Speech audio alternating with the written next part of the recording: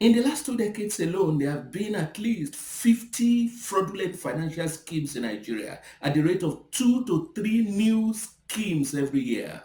Many of them recruiting their victims from the pulpit. Many of them initially celebrated by believers as their answered prayers. Let me tell you the truth.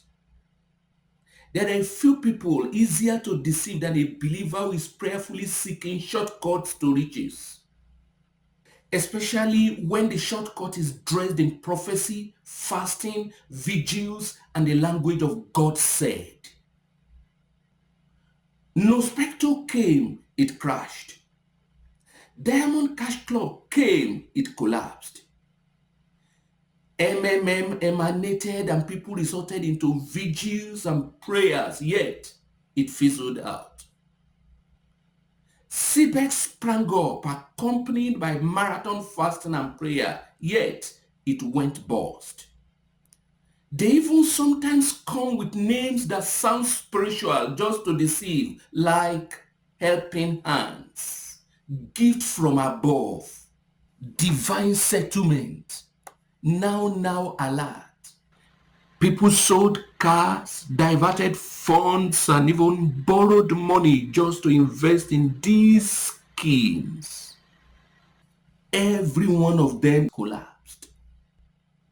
Different names, same promises, the same promises, the same heartbreaks. And each time prayer points went up, fasting intensified, vigils multiplied. But what were the prayer points centered around? That God would sustain a fraudulent scheme long enough for you to cash out. None of them aligned with God's system of growing through riches, and none of them was sustained by his principles. Because God does not underwrite deception, God does not sustain fraud. Not because God's ears are heavy, but because he does not maintain or sustain systems that disregard his principles.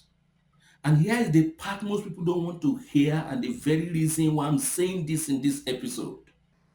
Going by trends and available data from the past 20 years, at least 2 other fraudulent schemes will spring up this year, 2026, seeking victims from the marketplace, seeking victims from the pulpit.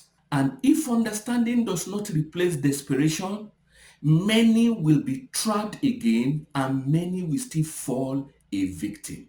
Not necessarily because they are wicked, but because they are hungry for miracle money that disregards God's system of growing through riches.